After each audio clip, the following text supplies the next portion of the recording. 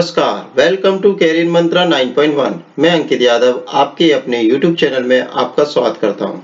जैसा कि थंबनेल पर लिखा हुआ है कि आज की क्लास में हम यूपी टेट का सॉल्व पेपर 2015 डिस्कस करेंगे। आपका ये पेपर 2 फरवरी 2016 को हुआ था। आज के क्लास में हम ईवीएस का पार्ट डिस्कस करेंगे। आपका समय ज्यादा बर्बाद ना करते हुए चलिए वीडियो शुरू करते हैं। आज की क्लास का फर्स्ट क्वेश्चन है, प्लेग है विषाणु जनित बीमारी, कवक जनित बीमारी, जीवाणु जनित बीमारी, खनिज जनित बीमारी। तो इस क्वेश्चन का राइट आंसर हो जाएगा, जो प्लेग आपकी बीमारी फैलती है वो सी ऑप्शन इज राइट, जीवाणु जनित बीमारी है। ठीक है, कैसी बीमारी है? जीवाणुओं से होने वाली एक बीमारी है। अब यहाँ पे मैं एक ट्रिक लिख देता हूं। देखिए इस ट्रिक से क्या होगा कि इस ट्रिक में आपके जीवाणु से होने वाली सारी बीमारी मैंने इंडिकेट कर दी है। ट्रिक क्या है हमारी? पंडित का टाका नया नया है। ठीक है, समझिए बात को। पंडित का जो टाका लगा है अभी वो नया नया है, अभी नया नया उनका टाका भिड़ा है। ठीक है, अब ट्रिक को समझिए पूरी को। पंडित, तो इसमें 3 अक्षर हो, 3 ही इसमें बीमारी होती है। पा से हो गया प्लेग, डा से हो गया आपका डिप्थीरिया, ता से हो गया आपका तपेदिक और टाइफाइड। ठीक है, तपेदिक और टाइफाइड, टा से क्या हो गया? तपेदिक और टाइफाइड। ठीक है, तो इनसे ये बीमारियां होती हैं। ठीक है, अब बात आती है का से क्या हो गया? काली खांसी। ठीक है, काली खांसी बीमारी होती है। टा से फिर दूसरे जो ये आया है, इससे क्या होता है? टिटनेस या टीबी या क्षय रोग, ये समझ सकते हैं। का से फिर से क्या है? कोढ़ है। और नया नया से क्या है? आपका निमोनिया है। और है से आपका क्या है? हैजा है। तो इस तरह से जीवाणुओं से होने वाली लगभग सभी बीमारी इसमें मैंने कवर कर ली है। और आपका कोई भी क्वेश्चन जीवाणु से रिलेटेड बीमारी का बनेगा तो आप वो इस ट्रिक से आसानी से लगा सकते हैं। ट्रिक क्या है? पंडित का टाका नया नया है। नेक्स्ट क्वेश्चन की तरफ चलते हैं। सेकंड क्वेश्चन है, गैसीय अपशिष्ट हैं, निम्नलिखित में से गैसीय अपशिष्ट क्या है आपको ये बताना है। पहला ऑप्शन है सब्जी एवं फलों के छिलके। सेकंड ऑप्शन है बी ऑप्शन, घरों की नालियों का गंदा पानी। थर्ड ऑप्शन है खेत खलिहानों से निकलने वाला कचरा। फोर्थ ऑप्शन है लकड़ी कोयला से जलने वाला धुआं। ठीक है, तो इस क्वेश्चन का राइट आंसर हो जाएगा, तो गैस किससे निकल रही है? गैसें किससे निकल रही है जो कि नुकसान पहुंचाएंगे? तो डी ऑप्शन इसका राइट हो जाएगा, लकड़ी और कोयलों से जलने वाला धुआं। ठीक है, गैसीय अपशिष्ट क्या है आपके? लकड़ी और कोयलों से निकलने वाला जो भी धुआं होता है वो गैसीय अपशिष्ट होती है। इनसे क्या फैलता है? पर्यावरण का प्रदूषण फैलता है, वायु प्रदूषण होता है। और ये जो गैसीय अपशिष्ट है, किसी भी चीज से धुआं निकलेगा वो गैसीय अपशिष्ट में आ जाएगा। जैसे लकड़ी के जलाने पर, लकड़ी और कोयले के जलाने पर जो धुआं निकलता है, औद्योगिक जो चिमनियां होती हैं उनसे भी धुआं निकलता है, जंगलों में लगने वाली आग जो होती है उससे भी धुआं निकलता है। तो ये सभी क्या है? आपके गैसीय अपशिष्ट में आ जाएंगे। नेक्स्ट क्वेश्चन देखते हैं हम आज की क्लास का। थर्ड क्वेश्चन है, निम्नलिखित में से कौन से पौधे दूर दूर प्रसारित होंगे? ऑप्शन है, मतलब पौधे जो है दूर दूर तक फैलेंगे। ठीक है, ऑप्शन है बीजाणुओं द्वारा प्रकीर्णन पौधे, मतलब ऐसे पौधे जिनका प्रकीर्णन बीजाणुओं के द्वारा हुआ वो दूर दूर प्रसारित होंगे। बीज द्वारा प्रकीर्णित पौधे, फल द्वारा प्रकीर्णित पौधे, कायिक जनन द्वारा वितरित पौधे। तो इस क्वेश्चन का राइट आंसर हो जाएगा सी ऑप्शन इज राइट, फल द्वारा प्रकीर्णित पौधे। इसमें मतलब क्या है? जैसे मान के चलो फल है, तो फल हमने मान के चलो यहाँ पर हमने आम खाया। ठीक है, यहाँ पर आम हो रहा है, हमने यहाँ पर आम खाया, पर आम तो हमारे पूरे विश्व, पूरे मथुरा, पूरे इंडिया में जा रहा है या पूरे विश्व में भी जा रहा है। ठीक है, तो जहां जहां आम जाएगा उस फल को खाया जाएगा तो उसमें से बीज निकलेगा, और उस बीज को जहां भी फेंक दिया जाएगा वहीं पर वो पौधा प्रसारित हो जाएगा। तो इस तरह से फलों द्वारा प्रकीर्णित पौधे दूर दूर तक प्रसारित होंगे। नेक्स्ट क्वेश्चन है, फोर्थ क्वेश्चन है क्लास का, जब एक जीव लाभ लेता है बगैर दूसरे सहवासी जीव को प्रभावित किए, मतलब एक लाभ ले रहा है, उस दूसरे को कोई भी प्रभाव नहीं हो रहा है, ना तो उसे लाभ हो रहा है ना ही हानि हो रही है, पर एक को लाभ हो रहा है उनमें से। ठीक है, तो वो कहलाता है, क्या कहलाता है वो? ऑप्शन है परजीवी, सहभोजी, मृतोपजीवी, सहजीवी। तो इस क्वेश्चन का राइट आंसर हो जाएगा सहभोजी, मतलब सहभोज, सहभोज कर रहे हैं, मतलब क्या है? वो एक को तो लाभ हो रहा है पर दूसरे को ना तो लाभ और ना ही हानि हो रही, तो ऐसे संबंध को क्या कहते हैं? सहभोजी कहते हैं। इसमें क्या होता है? एक जंतु को तो क्या होगा? लाभ होगा, दूसरे जंतु को कोई भी ना तो लाभ और ना ही हानि होती है। इसके एग्जाम्पल बहुत इंपॉर्टेंट है, वो एग्जाम्पल मैं आपके लिए लिख देता हूँ। देखिए, गैस्ट्रोपोड जो होता है, गैस्ट्रोपोड कवच जो होता है उसमें क्या रहता है, केकड़ा रहता है, और केकड़े के ऊपर के जो कवच होता है, उसके गैस्ट्रोपोड का कवच जो होता है उसके ऊपर कौन रहता है, एनीमोन रहता है। तो ये एग्जाम्पल है। तो इसी तरह से शार्क के साथ कौन रहता है, उसके ऊपर कौन चिपका रहता है, पेट्रोमाइजोन चिपकी रहती है। इसी तरह से व्हेलों के साथ कौन चिपका रहता है, समुद्री वर्निकल चिपके रहते हैं। ठीक है, तो ये इसके एग्जाम्पल हो गए सहभोजी के। नेक्स्ट क्वेश्चन की तरफ चलते हैं हम लोग। जब मोर जब मोर सांप को खाता है, सांप कीड़ों को खाता है, कीड़े हरे पौधों को खाते हैं, तो मोर का पोषण तल है, ये आपको बताना है। फर्स्ट ऑप्शन है प्राथमिक उपभोक्ता होता है मोर, जो है। सेकंड ऑप्शन है अंतिम अपघटक, प्राथमिक अपघटक, खाद्य पिरामिड में के शीर्ष पर। तो जो मोर होता है वो खाद्य पिरामिड के शीर्ष पर होता है, ये ऑप्शन है। तो इस क्वेश्चन का राइट आंसर हो जाएगा डी ऑप्शन इज राइट। जो मोर होता है खाद्य पिरामिड के शीर्ष पर होता है। अब देखिए होता क्या है कि सबसे पहले आपके कौन आएंगे, हरे पौधे आएंगे। ठीक है, हरे पौधे रहेंगे। फिर उसके बाद आपका कौन रहेंगे, कीड़े मकोड़े रहेंगे। ठीक है, जैसे कि इसमें अभी था, कीड़े रहेंगे। फिर उसके बाद आपका क्या रहेगा, सांप रहेगा। ठीक है, इस तरह से। फिर उसके बाद आपका क्या रहेगा, मोर रहेगा। ठीक है, लास्ट में मोर आ रहा है, मतलब मोर जो है सांप को भी खाता है। इतने ही इसमें नाम दिए, हमें औरों की तरफ नहीं सोचना। ठीक है, अपने दिमाग से अपने ज्यादा एग्जाम्पल नहीं डालने। ठीक है, तो मोर है। अब मोर क्या है, सांप के ऊपर है, मतलब सांप को जो खा रहा है। ठीक है, तो ये क्या हो गया, इस पिरामिड के हिसाब से खाद्य पिरामिड में शीर्ष पर आ गया। नेक्स्ट क्वेश्चन की तरफ चलते हैं हम लोग। निम्न में से कौन सा कायांतरित शेल का उदाहरण है। कायांतरित शेल का एग्जाम्पल निम्नलिखित में से कौन सा है, वो आपको बताना है। ऑप्शन है बलुआ पत्थर, ग्रेनाइट, संगमरमर, चूना पत्थर। तो इस क्वेश्चन का राइट आंसर हो जाएगा सी ऑप्शन इज राइट। संगमरमर जो है कायांतरित शेल का क्या है, एक एग्जाम्पल है। ठीक है, इसके लिए एक डिटेल वीडियो बनाएंगे, जैसे ही हमें समय मिलेगा। तो ये भी इंपॉर्टेंट टॉपिक है कायांतरित शेल का, तो हम समय आने पर बना देंगे। ठीक है, सेवेंथ क्वेश्चन है महासागरों में निम्न में से कौन सा लवण सर्वाधिक मात्रा में पाया जाता है। ऑप्शन है magnesium sulphate, calcium sulphate, magnesium chloride, sodium chloride. तो इस क्वेश्चन का राइट आंसर हो जाएगा D option is right, sodium chloride. अब सोडियम क्लोराइड का रासायनिक जो सूत्र है वो है हमारा NaCl। ठीक है, इस क्वेश्चन में ये पूछा गया है कि जो महासागर होते हैं उसमें सबसे ज्यादा कौन सा मिलता है, तो सोडियम क्लोराइड मिलता है। अब देखिए आपको ये पता होगा जो महासागरों का जल होता है वो कैसा होता है, नमकीन होता है। तो जो हम नमक खाते हैं वही होता है हमारा सोडियम क्लोराइड NaCl। अब सोडियम और क्लोराइड, इसमें दो चीजें हैं। क्या चीजें हैं, तो सोडियम है और एक क्लोराइड है।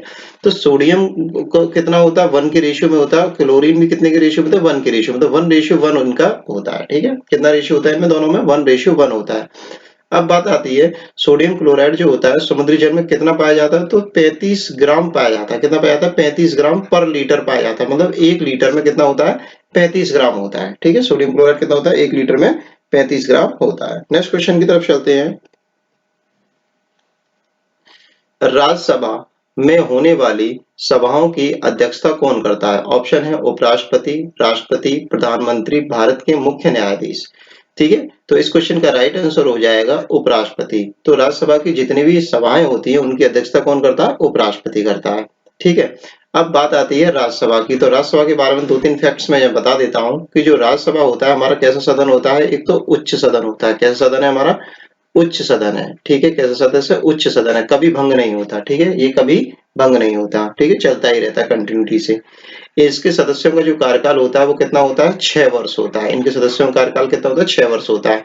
अब इसमें से 1/3 और 1/3, ठीक है, 1/3 मतलब 1/3 हर बार जो है क्या होते हैं, मतलब पद छोड़ते हैं, अपना पद छोड़ते जाते हैं। ठीक है, अब जैसे मान के चलो हमारे 30 सदस्य हैं, तो 30 में से 10, 10 और 10। अब जैसे कि ये सदस्य हमारे जाएंगे तो इनकी जगह पे नए और 10 सदस्य आ जाएंगे।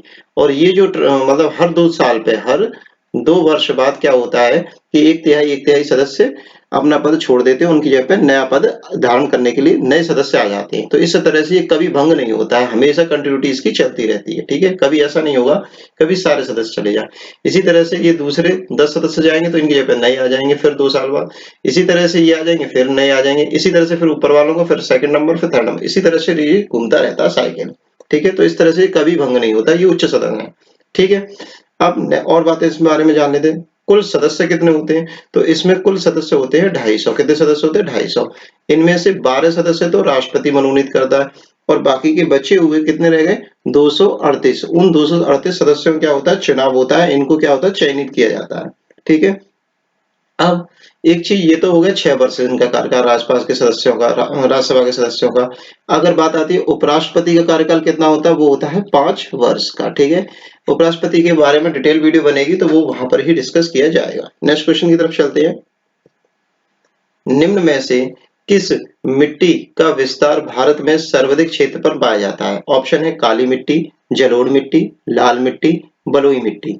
तो इस क्वेश्चन का राइट आंसर हो जाएगा जलोढ़ मिट्टी। कौन सी मिट्टी सबसे ज्यादा हमारे भारत में पाई जाती है? जलोढ़ मिट्टी पाई जाती है। तो जो जलोढ़ मिट्टी है हमारे भारत में 40 से 45% क्षेत्र पर पाई जाती है। कितने क्षेत्र पर पाई जाती है? 40 से 45% क्षेत्र पर पाई जाती है। इस मिट्टी में सबसे ज्यादा क्या होता है? पोटास, फास्फोरिक अम्ल होता है, चूना होता है, कार्बनिक तत्व होते हैं, इसमें सबसे ज्यादा पाए जाते हैं। इस मिट्टी में नाइट्रोजन और ह्यूमस की क्या होती है? कमी होती है। मतलब नाइट्रोजन आपका N2 और आपका क्या होता है? ह्यूमस। ह्यूमस ये दोनों चीजें नहीं होती हैं। ठीक है, ये ध्यान रखने वाली बात है। यह मिट्टी क्या होता है? कृषि के लिए सबसे ज्यादा उपयुक्त मानी जाती है, खेती के लिए अच्छी मानी जाती है। नेक्स्ट क्वेश्चन की तरफ चलते हैं हम लोग। जो शाकाहारी जंतु भोजन के लिए हरे पेड़ पौधों पर निर्भर होते हैं वो क्या कहलाते हैं? ऑप्शन है प्रथम चरण के उपभोक्ता, द्वितीय चरण के उपभोक्ता, तृतीय चरण के उपभोक्ता या उपभोक्ता। तो इस क्वेश्चन का राइट आंसर हो जाएगा ए ऑप्शन इज राइट, प्रथम चरण के उपभोक्ता। ये सिंपल सी बात है। होता क्या है कि जैसे पेड़ पौधे हैं तो पेड़ पौधे क्या हो गए? उत्पादक हो गए। पेड़ क्या हो गए? उत्पादक हो गए। वो भोजन खुद बना रहे हैं, ठीक है, क्लोरोफिल की उपस्थिति के कारण। अब इन हरे पेड़ पौधों को कोई भी जानवर खाता है तो वो प्रथम चरण का उपभोक्ता होता है, उपभोग करने वाला होगा। ठीक है, जैसे पेड़ों को कौन खा रहा है? मान के चलो गाय खा रही है, तो गाय क्या हो गई? आपकी प्रथम चरण की उपभोक्ता हो गया। या हिरन हो गया तो हिरन क्या हो गया? प्रथम चरण का उपभोक्ता हो गया। आगे फिर चेन चलती रहेगी, उससे बाद में डिस्कस करेंगे। नेक्स्ट क्वेश्चन है, पर्यावरण शिक्षा में समस्या समाधान विधि का गुण है?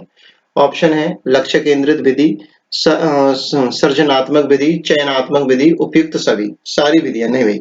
देखो इस क्वेश्चन को फिर से समझिए। पर्यावरण शिक्षा में समस्या समाधान की विधि का गुण है लक्ष्य केंद्रित विधि, सर्जनात्मक विधि, चयनात्मक विधि। ये तो सारी सही आ रही है। ठीक है, उपयुक्त सभी ज्यादा सही है। ठीक है, डी ऑप्शन इसका राइट हो जाएगा। ठीक है। होता क्या है कि जो भी खोजकर्ता होता है, ठीक है, खोजकर्ता जो होता है उसमें क्या होना चाहिए? सृजनात्मकता होनी चाहिए, बिल्कुल सही बात है। चयन की क्षमता भी होनी चाहिए और लक्ष्य केंद्रित होना चाहिए। ठीक है, तो इस तरह से तीनों ही बातें सही हो जाएंगी। नेक्स्ट क्वेश्चन की तरफ चलेंगे हम लोग। 12 क्वेश्चन है हमारी क्लास का। प्रेक्षण विधि की सीमा है। प्रेक्षण विधि की क्या क्या सीमाएं हैं? ठीक है, ऑप्शन है यह विधि मितव्ययी नहीं है। ठीक है, प्रेक्षण प्रेक्षण करना क्या है? मितव्ययी है? नहीं भाई, प्रेक्षण करने के लिए सामग्री वगैरह चाहिए। ठीक है, तो ठीक है, मितव्ययी नहीं है, बिल्कुल सही बात है ये। इस विधि में प्रेक्षण सूक्ष्मता में न करने पर प्राप्त परिणाम अधिक वैध एवं विश्वसनीय नहीं होते हैं। ठीक है, मतलब ढंग से नहीं करो, सूक्ष्मता मतलब माइन्यूटली, मतलब क्या बोलते हैं, प्रयोगशाला वगैरह में होता है ना, जैसे केमिस्ट्री के लिए बिल्कुल सूक्ष्मता से करने हैं सारे परीक्षण वगैरह, तभी वैध आ पाएंगे। ठीक है, ये बात सही हो गई। इस विधि में व्यक्ति के आंतरिक व्यवहारों का अध्ययन संभव नहीं है। ठीक है, आंतरिक व्यवहारों का अध्ययन कैसे हो जाए भाई? ये तो क्या नाम है? परीक्षण हो रहे हैं। ठीक है, तो ये सारी बातें सही हो गई, D option is right. Next question की तरफ चलते हैं।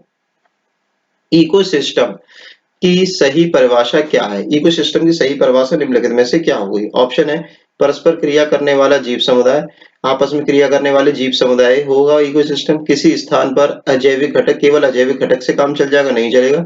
पृथ्वी और वायुमंडल के क्षेत्र जहां जीव रहते हैं, पृथ्वी और वायुमंडल के क्षेत्र जहां पर जीव रहे, ऐसा भी नहीं केवल जीव ही जीव रहे वहां पे नहीं। जीव समुदाय और उसके वातावरण का संतुलित तंत्र क्या होता है? इकोसिस्टम ही होता है। तो इसका क्वेश्चन का आंसर हो जाएगा डी ऑप्शन इज राइट। ठीक है, इकोसिस्टम में बायोलॉजिकल और नॉन बायोलॉजिकल, मतलब जो जीव है उसके आसपास के क्षेत्र से रिलेटेड चीजें वो सभी इसके अंदर ही आती हैं, इकोसिस्टम के अंदर। नेक्स्ट क्वेश्चन है, मानव विकास के क्रम में दो पैरों पर चलने वाला सबसे बड़ा लाभ है। ठीक है, दो पैरों पर चलने का क्या लाभ मिल रहा है मानव को, ये बताना है। ऑप्शन है शरीर को अच्छी प्रकार आधार मिल रहा है, शरीर का आकार बनना है, शरीर का भार कम होना हो रहा है, मतलब क्या नाम है, आप उसके क्या नाम है, दो पैरों पर चलने से हाथ स्वतंत्र रूप से मस्तिष्क की आज्ञा अनुसार कार्य कर सकते हैं। ये क्वेश्चन, ये आंसर ज्यादा सही लग रहा है, सी ऑप्शन। अधिक तेज चाल से चल सकता है? नहीं। सी ऑप्शन ज्यादा सही है। क्या हो गया कि जैसे पहले क्या था, मानव जो है चारों मतलब दो जो हाथ थे उसके वो जमीन पर ही रहते, तो चारों दो हाथ और दो पैर मतलब चार पैर से चलता था। फिर धीरे धीरे विकास हुआ, वो खड़ा होने लग गया और उसके हाथ स्वतंत्र हो गए, तो दिमाग के अनुसार हाथ भी काम करने लग गए। ठीक है, तो ये इसका विकास के क्रम को दिखा रहा है, तो C option is right. Next question की तरफ चलेंगे हम लोग। 15 क्वेश्चन है। 15 क्वेश्चन क्या कह रहा है, भूकंप की तीव्रता मापने वाला यंत्र यंत्र कौन सा है, उसका नाम बताना है। Physiograph, seismograph, cardiograph, barograph. तो इस क्वेश्चन का राइट आंसर हो जाएगा B option is right, seismograph. ठीक है, सीस्मोग्राफ के द्वारा भूकंप की तीव्रता मापी जाती है। भूकंप की तीव्रता में क्या होता है कि 0 से लेकर के 9 अंक डिनोट होते हैं, और जो एक अंक होता है वो अपने पिछले वाले अंक से, जैसे मान के चलो हम 1 2 3 जैसे 0 से शुरू कर रहे हैं, 3 4 5 इस तरह से। तो इसमें होता क्या है कि जो आगे वाला अंक होता है अपने पिछले वाले अंक से 10 गुना भूकंप की तीव्रता को दिखाता है। ठीक है, 10 गुना तेज दिखाता है भूकंप की तीव्रता को। ठीक है, इसका थोड़ा सा भूकंप का एक मैं डायग्राम बना देता हूँ। देखिए, कुछ मैंने इस तरह से डायग्राम बना दी, समझने की कोशिश करिए। इसमें क्या होता है भूकंप की तीव्रता मापने के लिए, देखो एक तो ये रोलर होता है, ये क्या है आपका, ये रोलर है। ठीक है, ये रोलर है, इसके ऊपर पेपर चिपका रहता है और यहाँ पर एक पेन होता है। जैसे भूकंप आता है तो ये पूरा ये स्टैंड जो है ये हिलता है, तो जिस तरह से ये हिल देगा, तो जैसे कि ये रोलर घूम रहा है तो इस तरह से ये ग्राफ बनता चला जाएगा। जितना मतलब तेजी से हिलेगा उतना ही उसी तरह से क्या बन जाएगा, ग्राफ बन जाएगा, ऐसे ऐसे करके, इस तरह से करके, इस तरह से ग्राफ बन जाएगा। तो यहाँ पर क्या होता है, स्केल लगा होता है, जैसे कि यहाँ पर ये 0 है, फिर इस रेखा से पार जा रहा है, जैसे इस रेखा से पार जा रहा है तो यहाँ 1 1 आ रहा है। ठीक है, फिर अगली वाली रेखा पर जा रहा है तो यहाँ 2 2 आ रहा है। तो इस तरह से हम इस भूकंप का पता करते हैं। ठीक है, नेक्स्ट क्वेश्चन देखते हैं। ठीक है, आपने अभी तक चैनल को लाइक सब्सक्राइब शेयर नहीं किया हो तो कर दीजिए। अभी क्वेश्चन खत्म नहीं हुए हैं, अभी वीडियो आधी बाकी है, 15 क्वेश्चन ही हुए हैं। ठीक है, आप भूल जाते हैं इसलिए हमने इस स्लाइड को बीच में डाल दिया है। नेक्स्ट क्वेश्चन की तरफ चलते हैं।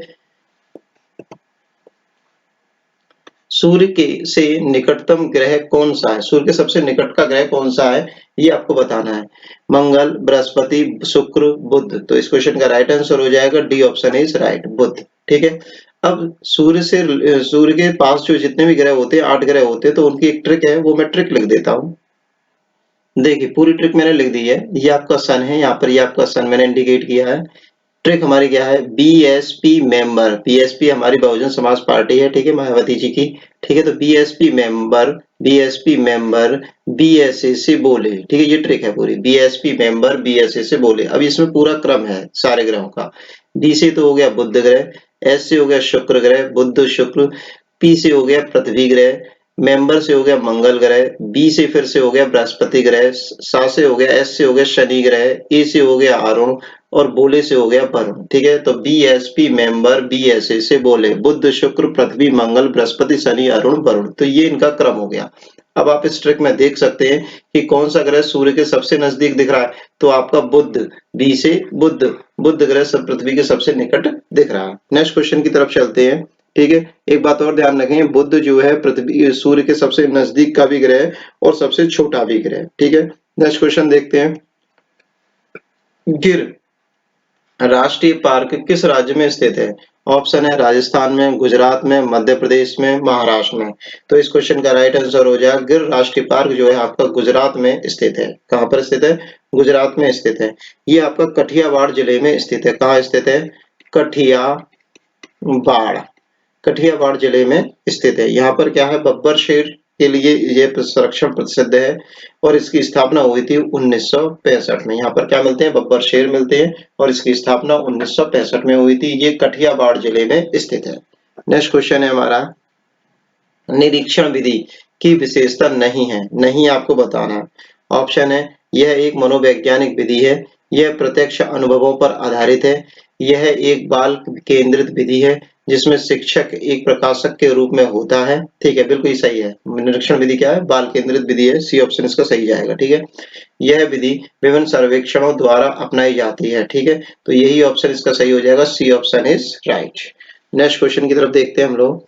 निम्नलिखित निम्नलिखित वाहनीय वाहनीय ईंधनों में से किसको आजकल पर्यावरण स्नेही माना जाता है? पर्यावरण का स्नेही माना जाता है, मतलब ज्यादा यूज हो रहा है और पर्यावरण को नुकसान भी ना हो, इस तरह से। डीजल, पेट्रोल, द्रवित पेट्रोलियम गैस और संपीड़ित प्राकृतिक गैस। तो C option, D option is right. ठीक है, सीएनजी बोलते हैं, क्या बोलते हैं इसे? सीएनजी भी हम बोलते हैं। ठीक है, सीएनजी अब बहुत ज्यादा यूज हो रहा है। ठीक है, इसका पूरा नाम है कंप्रेस्ड नेचुरल गैस। सीएनजी का पूरा नाम क्या है? Compressed natural gas. ठीक है, नेक्स्ट क्वेश्चन। हाँ, इसमें जो गैसें होती हैं, इसमें मेथेन होती है, एथेन होती है और प्रोपेन होती है। ठीक है, मेथेन, एथेन और प्रोपेन लिख देते हैं। मेथेन, एथेन और आपका प्रोपेन, इसमें ये तीन गैसें होती है, मेथेन, एथेन और प्रोपेन। नेक्स्ट क्वेश्चन देखते हैं हम लोग।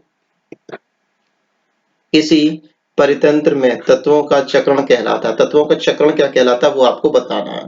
ठीक है, ऑप्शन है जैव भू रासायनिक चक्र, भू वैज्ञानिक चक्र, रासायनिक चक्र, इनमें से कोई नहीं। तो इस क्वेश्चन का राइट आंसर हो जाएगा ए ऑप्शन इज राइट, जैव भू रासायनिक चक्र। ठीक है, देखिए समझिए, जैव से क्या हो गए? जीवित प्राणी हो गए, भू से क्या हो गया? भूमि हो गई, रासायनिक मतलब रसायन हो गए। ठीक है, तो सारा कॉम्बिनेशन मिलके बोला जाता है जैव भू रासायनिक चक्र। और किसी परितंत्र के लिए ये सभी चीजें इंपॉर्टेंट है, जीवित भी प्राणी इंपॉर्टेंट है, पृथ्वी भी इंपॉर्टेंट है, और रासायनिक मतलब रसायन वाले जो केमिकल्स हैं वो भी इंपॉर्टेंट है। ठीक है, तो जैव भू रासायनिक चक्र। नेक्स्ट क्वेश्चन देखते हैं हम लोग।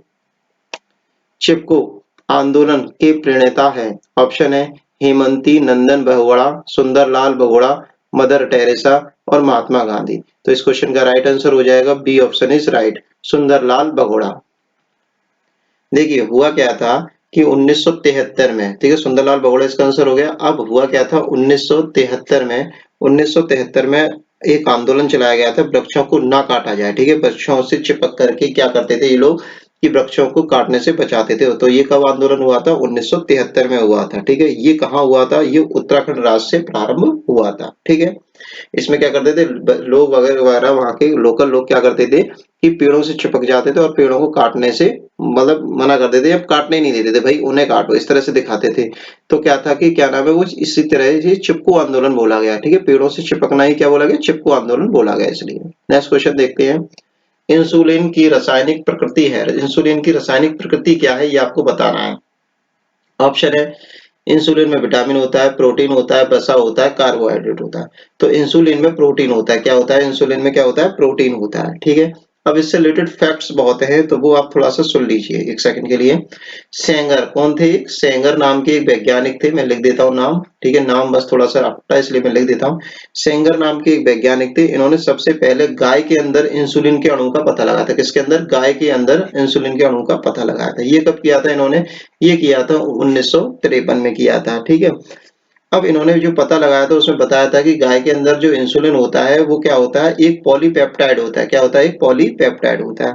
इसी बात के लिए इन्हें जो है 1958, कब? 1958 में क्या मिला था? नोबेल प्राइज भी मिला था।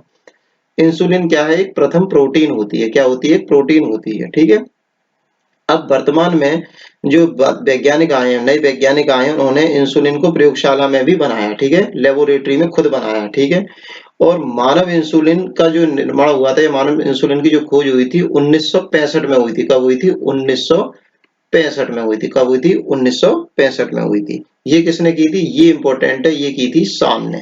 किसने की थी? सान। ये सान कौन है? एक साइंटिस्ट है। नेक्स्ट क्वेश्चन है, पौधों में अर्धसूत्री विभाजन होता है। ऑप्शन है मूल शीर्ष में, पराग कणों में, तने में, परागकोश में। तो इस क्वेश्चन का राइट आंसर हो जाएगा परागकोश में, अर्धसूत्री विभाजन। अब देखिए समझना है यहाँ पे, देखो परागकोश के अंदर क्या होता है कि अर्धसूत्री विभाजन होता है और बाकी सब के अंदर क्या होता है? समसूत्री विभाजन होता है। एक्चुअल में क्या होता है कि जब भी जनरेशन पैदा होगी, यहाँ पर जनरेशन की मतलब बनेगी, तो उस जनरेशन के लिए जो सेल बनेगी उसमें तो होता है अर्धसूत्री विभाजन, और अगर क्या नाम है ग्रोथ के लिए जो भी सेल बनेंगी उसमें होता है समसूत्री विभाजन। जैसे हमारी बॉडी ग्रो करती है या पेड़ पौधे ही ग्रो कर रहे हैं, बड़े हो रहे हैं, तो उसमें क्या सेल बन रही है, तो जो सेल बन रही है वो तो केवल क्या है आपके समसूत्री विभाजन में आएंगे, पर अगर उनसे अगर नया पौधा जनरेट होगा तो वो किस में आ जाएगा? अर्धसूत्री विभाजन में आ जाएगा। ठीक है, ये बात समझने की थी। ठीक है, तो परागकोश के अंदर क्या होता है? निषेचन की प्रोसेस होती है। ठीक है, तो उसके इसलिए इसको अर्धसूत्री विभाजन में डाला गया है। नेक्स्ट क्वेश्चन होता है, ज्वर नियंत्रण में आमतौर पर सबसे अधिक प्रयोग में लाई जाने वाली औषधि, ये आपको सभी को पता होगा। ऑप्शन है Brufen, B complex paracetamol Liv 52। ठीक है, तो इस क्वेश्चन का राइट आंसर हो जाएगा C option is right, paracetamol. जब भी बुखार की बात आती है तो हम ऐसी दवा देते हैं जिससे बुखार तुरंत उतर जाए। ठीक है, और मोस्टली जितनी भी दवाएं आती है बुखार को उतारने की, उन सभी में पैरासीटामोल नाम का एक क्या होता है, सॉल्ट होता है। ठीक है, उसी से फीवर उतरता है। ठीक है, हर एक दवा में अगर जो बुखार उतारना तो उसमें पैरासीटामोल जरूर होगा। ठीक है, और पैरासीटामोल की प्लेन दवाएं भी आती हैं। ठीक है, नेक्स्ट क्वेश्चन की तरफ चलते हैं। जैविक समुदाय में प्राथमिक उपभोक्ता है, प्राथमिक उपभोक्ता क्या होता है? ठीक है, अब आपको पता था, मैंने आपको बताया था, क्वेश्चन आया आज के ही सेशन में। तो जो पेड़ पौधे होते हैं, पेड़ पौधे होते हैं, तो पेड़ पौधों को जो खाते हैं वो ही कौन होते हैं, प्राथमिक उपभोक्ता होते हैं। जैसे कि हिरन खा रहा है तो हिरन क्या हो गया, प्राथमिक उपभोक्ता हो गया। ठीक है, अब हिरन जो है पेड़ पौधों को खा रहा है, तो अब हिरन जो है शाकाहारी है या मांसाहारी है? शाकाहारी है। तो देखो ऑप्शन है मांसाहारी, सर्वाहारी, शाकाहारी या डेट्रीटिवोर। ठीक है, तो इस क्वेश्चन का राइट आंसर हो जाएगा शाकाहारी, सी ऑप्शन इज राइट, शाकाहारी। नेक्स्ट क्वेश्चन की तरफ चलते हैं। दही निर्माण हेतु कौन सूक्ष्म जीवी उत्तरदायी है? ठीक है, दही के निर्माण के लिए कौन सा सूक्ष्म जीव उत्तरदायी है, ये बताना है। ऑप्शन है एस्परजिलस, स्ट्रेप्टोकोकस, रेट्रोवायरस, लैक्टोबैसिलस। ठीक है, तो डी ऑप्शन इज राइट। ठीक है, जब भी दूध की बात आ जाए तो आपको लैक्टो जहां देखे वही आपका ऑप्शन सही हो जाएगा। ठीक है, जैसे कि दूध के निर्माण के लिए जो बैक्टीरिया होता है दूध से दही निर्माण के लिए, तो लैक्टोबैसिलस है। दूध के अंदर जो शर्करा पाई जाती है वो लैक्टोज शर्करा होती है। ठीक है, लैक्टोज शर्करा होती है। ठीक है, तो इस तरह से लैक्टो जहां जाए वही आंसर सही होता है दूध से रिलेटेड। ठीक है, इस बात का आप ध्यान रखेंगे। नेक्स्ट क्वेश्चन की तरफ चलते हैं। मानव रुधिर वर्ग की खोज सर्वप्रथम किस वैज्ञानिक ने की थी? ठीक है, ये आपको बताना, नाम बताना साइंटिस्ट का। ऑप्शन है लैंडस्टीनर, जेनिंग्स, पेटिनेमास्ट, कार्ल मास। तो इस क्वेश्चन का राइट आंसर हो जाएगा लैंडस्टीनर। लैंडस्टीन ने रुधिर वर्ग की जो खोज की थी 1901 में की थी। कब की थी? 1901 में की थी। इन्होंने जो रुधिर वर्ग बताए थे वो कितने टाइप के बताए थे? 4 टाइप के बताए थे। कितने टाइप के बताए थे? 4 टाइप के। ठीक है, इसमें जो है टाइप हैं वो है आपके ए, बी, ओ और ए बी। कितने टाइप के हो गए? 4 टाइप के हो गए। रुधिर वर्ग कितने टाइप के हो गए? 4 टाइप के हो गए। इसमें इंपॉर्टेंट क्या है? ओ और ए बी है। ठीक है, ओ क्या होता है आपका? सर्व वो क्या होता है आपका? सर्वदाता होता है। क्या होता है आपका? सर्वदाता होता है। ठीक है, मतलब क्या होता है? सर्व को दे सकता है, वो ब्लड वाला से इन तीनों को दे सकता है। ठीक है, पर इन तीनों से ले नहीं सकता। और एबी जो होता है वो क्या होता है? सर्वग्राही होता है। ठीक है, सर्वग्राही होता है। ठीक है, मतलब ये सबसे ले सकता है और ये सबको दे सकता है। ये इंपॉर्टेंट क्वेश्चन बन जाता है। ठीक है, नेक्स्ट क्वेश्चन की तरफ चलते हैं।